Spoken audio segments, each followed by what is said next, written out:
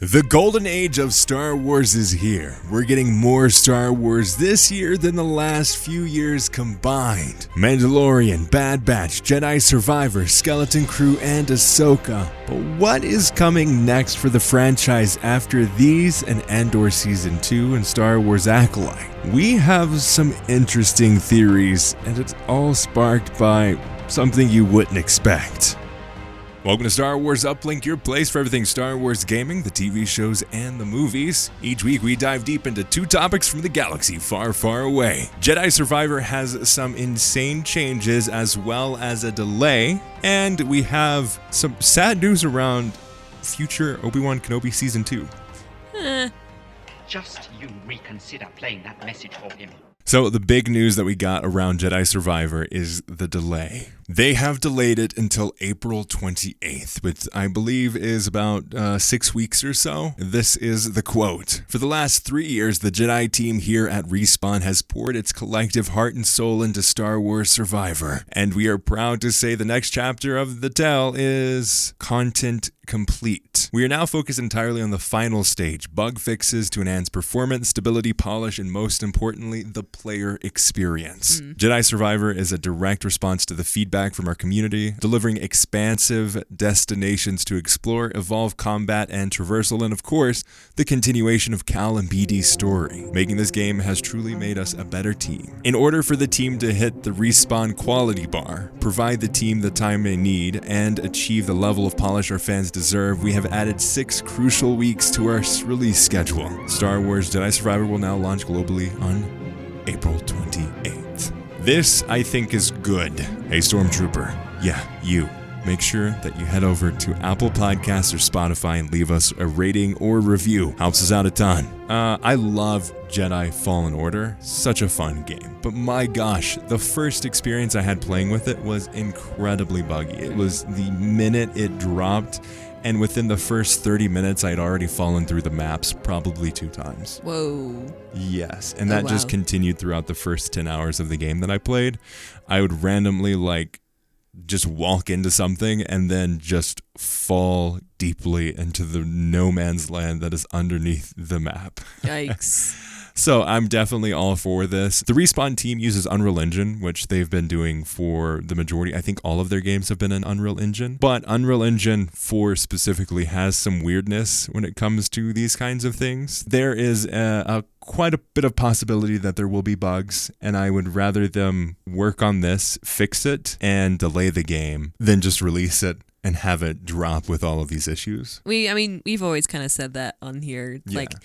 We just want the best game that you can make possible, period. It does matter how soon we can get it, but at the same time, as long as you're communicating with us like they are, that's just all we want to see. We just want to see that you're willing to put in the time and also tell us about that. Keep us in the know, we'll be okay, sort of thing.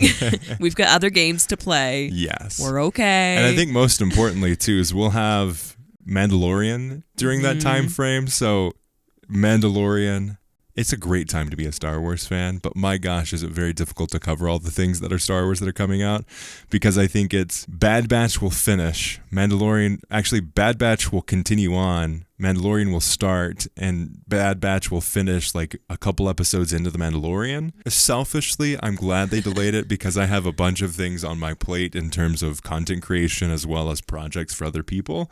So I'm quite happy with this decision. Yeah. And this isn't the first time that they've delayed it, but this is the first time they've officially delayed it. The game was as far as we're aware, the game was originally supposed to come out in late 2022 holiday season, and they delayed it to be in the March time period. And now they're delaying it even further into late April. And I think that's a good decision. I don't think there's going to be a whole lot of competition. And also, we'll be playing lots of Hogwarts Legacy until the game comes out. So that's also fine. On top of that, we also got some details on some interesting changes that they're making to the formula. Yeah, what's that about? Previously in the first game, Fallen Order, you don't have the ability to fast travel. Oh. You hop on the ship, you tell it to go a place, and you go there. So you have to make it, if you're deep into the map on the location, let's just say Zepho, you have to go all the way through the puzzles, the temples, and everything like that. Get to the ship, and then choose to go to let's just say Dathomir. Ooh. They will now have fast travel in the second game. Ooh. Rejoice. Hooray. This is going to be great. I'm really looking forward to it because I think it made sense for the first game to be like that, but with the way that the Metroidvania style Fallen Order, it made sense because you're working on all these different abilities. You're getting through the map in a very linear path. You can go this way to get this ability and that kind of thing, but it's pretty linear. You're going to a specific goal and then coming back. Mm-hmm. The second game so far looks to be a lot more open and giving you that choice. Nice. So that's going to be really good. Do you feel like that's going to take away from like what was Star Wars Jedi Fallen Order? I don't think so. I mean, obviously it makes more sense as like a legitimate canon kind of thing of like, oh, you have to walk all the way back. But from a time-saving perspective, I don't care if it's not canon that you just appear somewhere. Yeah. Just when you do that, pretend that you had to walk all the way back and then get to the ship and then go there. And then there you go. You fixed it. Right. Bam. Fair enough. Yeah. And this isn't the only improvement either to the systems. We're getting rideable animals and vehicles to traverse the maps easier as well, which I am very much looking forward to. Again, the same thing. You would be running around, you would be going from place to place on foot. And while that worked, I think, for the story that they're trying to tell with Fallen Order, I am once again very glad that you're going to have the opportunity to traverse this much wider open world and get places faster and offer new ways of travel. Because, I mean, if you're in Star Wars, that's what you're going to be doing. Right. That it speaks to the much larger maps that they're probably going to be making then. And that also means that I'm even more happy that they're delaying it because, yes, please take all the time you need. We do not want to be falling through. Or even like the issues with Pokemon Scarlet and Violet where you do have this very massive expanse of an open world that they have a tool that you can use to traverse with, but the frame rate is so bad in that game. Yep. I mean, I'm still playing it and enjoy it, but would I rather have more than 15 frames per second? Probably. Yeah. Definitely. So that will be definitely very good. This is what we know from Games Radar. The game's sequel will have fast travel, the ability to ride various creatures on each planet, making world traversal even quicker than it was in Fallen Order. This was teased in the gameplay, but it's nice to have it confirmed. This is from Star Wars Newsnet. And they add this, which I think is an interesting note to talk about. It might also suggest that Cal will be more in touch with nature in Survivor, as Jedi Knights should be. Another criticism of the previous game was the sheer amount of wildlife that the player was forced to kill, and some have noted the lack of enemy creatures in gameplay trailers for Survivor. That was an interesting thing that I didn't think about until recently. It's like, you're killing a lot of those, the wildlife that are attacking you. Like on every single planet. That's the majority of your villains, the enemies that you have to fight. Which is fascinating. Especially after the last episode of Bad Batch, where you're like, don't fire. And they won't attack you. Yeah, it'll be really interesting to see what they do with like force learning mechanics. Yeah, because that was the whole thing. You had to meditate and like upgrade, and you unlock specific memories that let you get new abilities. I wonder if they're going to do the same thing, and if that's going to be one of the things that you learn. I don't think so. No, it's just going to be an innate thing that you just go up to animals. I think he's learned all of his abilities now. That he maybe, like you said, he has a deeper understanding of the Force and how it connects to everything living and all of the universe itself. But I don't think there's going to be that whole relearning of Force abilities in this game. I think it'd be interesting. It's just something I'm not sure how they're gonna work that in, or if that's gonna be like, I'm curious to see what the mechanic of that is gonna be. If that's the focus, or if it's more about like, just upgrade your weapon. And I think that's gonna be. I think we were all wondering how they would change the mechanics of from the first game to the second game. I had jokingly said if they do the whole, oh crap, you've lost your memories again, I would be very upset, because that's the same game over again. But it looks like they're moving forward. They're using Fallen Order as a foundation, and then they're moving forward in so many different new ways and mechanics and everything like that. I mean, all the way down to the fast travel. Yeah, that was something that people really wanted. It made sense not to have it. And the whole thing of like, you couldn't learn how to double jump until pretty late in the game. Yeah. And that was very frustrating from a player standpoint. And I didn't remember about this until I replayed it recently. I'm like, oh yeah, forgot about that. You're just limited to one jump. Oof. Yeah, that sucks. So there's things you're like, oh, I'll be able to come back and do that once I get a double jump ability, but I don't have it yet. Okay. But now you're a Jedi. You've been doing this for 5 years. Right. You've weathered, you're worn, you've learned different abilities, you've forgotten others. Like, you've progressed as a human, but you have a deeper understanding of your abilities and your skills. It makes sense. Makes sense for them to do that as a grown Cal Yeah. experience. It would make more sense. Definitely. And then switching gears a little bit, last episode we talked about the possibility of an Obi Wan season 2 and what that could entail. Definitely go check that out on the channel. But something that will throw a wrench in our plans is this news here. The man, the myth, the legend, Liam Neeson has said this in a Men's Health video. No.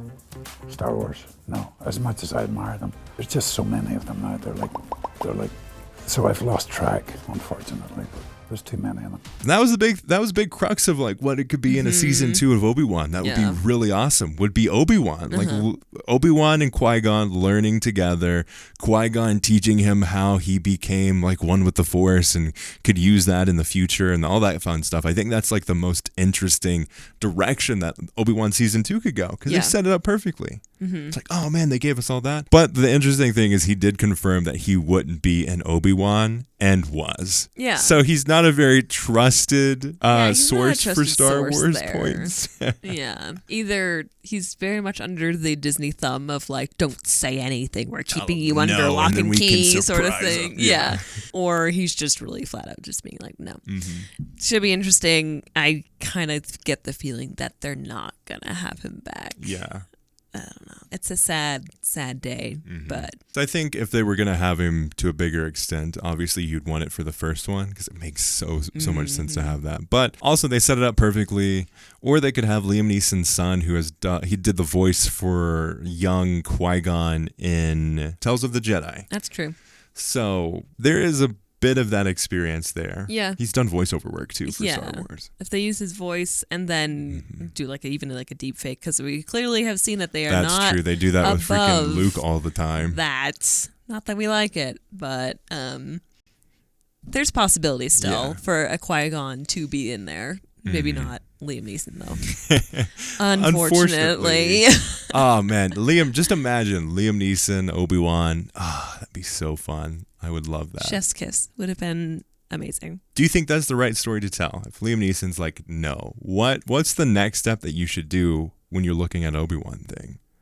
Like Obi-Wan learning from what do you do? What? Yeah, like there's no further story to Obi-Wan without Qui-Gon. Yeah. We have to see that. We have to see this new Obi-Wan who's learning what he needs to learn from Qui-Gon. Like, that was the whole thing. So if they don't have him, it'd be just a big gap of time. Yeah. Like, what if they just go like, giant oh, jump and then here's Obi-Wan now. He's already learned these things. Yeah. Like, you missed all the cool stuff. Yeah. Like, deepening the lore around the Jedi and their connection with the Force. All of that stuff that we got bits and pieces of in the Clone Wars, but we've never gotten in live action. I think would be just a missed opportunity. But it made me think a little bit about this. Where do you see Star Wars on the small screen after The Mandalorian? So we've got The Mandalorian. Obi Wan Kenobi's had one season. We don't know if they're going to have a second one. We've got a Reva show that's going to come out. We've got Star Wars Acolyte, Skeleton Crew, Mandalorian season 3. I think we're going to continue getting Mandalorian as long as Pedro Pascal is going to play him. Yeah. And maybe even longer than that, honestly. But past that, what do you want to see from like a Disney Plus universe? Well, we've already gotten, or we're going to get, Andor season 2 and Ahsoka. Yeah. So there's definitely a lot that they're going to play off of there. We're not going to be hurting for shows to come. That's for sure. At least because Skeleton Crew wrapped, Acolyte wrapped. Skeleton Crew, I think, is still slated to come out this year. Acolyte, I think, is going to come out next year. And then Andor Season 2 is 2024, 2025. So we have until 2025, but that's only 2 years. Yeah. That's like this year. Because we're getting Ahsoka this year. We're getting Skeleton Crew this year. We're getting Mandalorian Season 3 this year. So that's 3 Star Wars shows just this year. I mean, we're booked.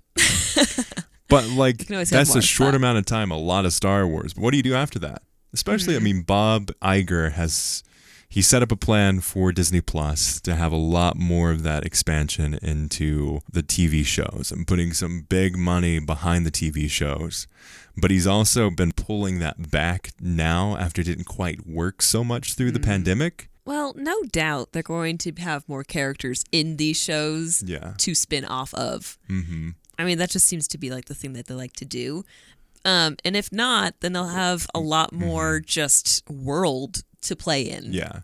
Well, what universe? Because we've got Mandalorian, obviously. That has a whole cast of characters. It spun off Book of Boba Fett, and it's spinning off Ahsoka and Skeleton Crew. That's all set in the same timeline, period. All that fun stuff. Do you think we continue with more notable characters? Or, I mean, because Mandalorian is a unique character. They created the Mandalorian for the Mandalorian and then put a bunch of cameos in it. Right. Do you think we're going to get more of like that? Or do you think it's going to be more Obi-Wan? More Book of Boba Fett? Honestly, I really just feel like it depends on... What do you want? Oh, I would probably want more of like Andor stuff. Like, Yeah. give me more strange spin-offs of like Yeah. little known characters with big stories sort of thing. Like, give me more of that. I wonder if their plan is, obviously they have to go big and large scale and not experiment a lot with their movies. They have to make the big, bring everyone to the movie theater kind of movies. Yeah. But what if they'd went completely off the walls with the TV shows? Obviously, you have The Mandalorian and that side of things. That's like printing money and merchandise and all of that stuff. Yeah. But on top of that, like filling in the gaps, like the Andor type stuff, the Star Wars Visions type stuff, maybe the stuff that you can kind of spin up, put a very creative team on, and then just let them run loose, but make the big investments into the movies. Yeah. I'm going to be really interested when, like, what shifts for Star Wars when Acolyte comes out. Because I feel like that's either going to really be something or really flop. Like, because, I don't know, when stuff focuses on something as different as, like, a villain or something, you don't know. You don't know how people are going to take it. And I think it's going to be very I think it's going to be successful. really good. But...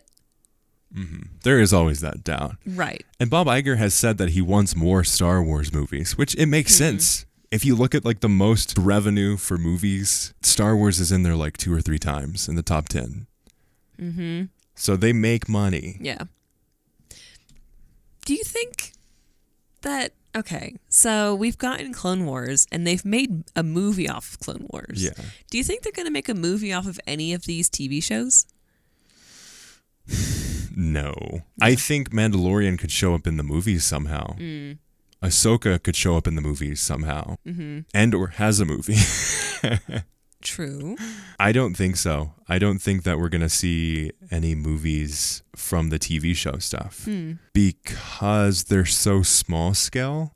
Huh. I think if they're going to do something with Star Wars and it's going to be a movie, it's going to have some big repercussions. It's going to have some heavy duty stuff's going to happen. So, like, not even with the Mandalorian world that they're creating, do you think if they join enough I don't think so. you don't think that they'll, like, combine them all in, at like, least from bam, a movie? my gut instinct says no. My gut instinct says, I hope not. Those tend to be a little... Because where do you go? Where do you go? Like, if Yeah. you're telling a Mandalorian movie, why not just make another season of Mandalorian with that? Right, exactly. And that's usually why they don't do Yeah. very well. I'm just curious. Like, I feel like that could be something that they could be working up to, but I hope not. I hope not. I think before Disney Plus, 100%. If they didn't have Disney Plus, Mandalorian would be a movie or movie series, like they were going to do with Solo, or like they were going to do with like these spin-off shows, because there was going to be the Lando... There's the Lando TV show, but I think that would have been, without Disney Plus, a movie.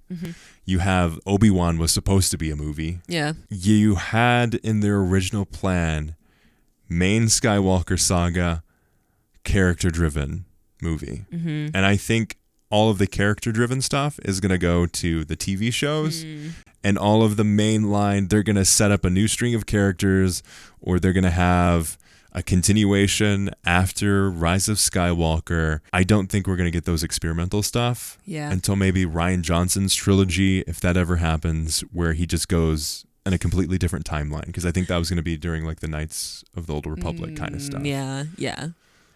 I feel like they kind of have to do that with the movies. It needs that big scale. Like you have to bring people into the theater, and you're not going to do that if it's a movie called The Mandalorian.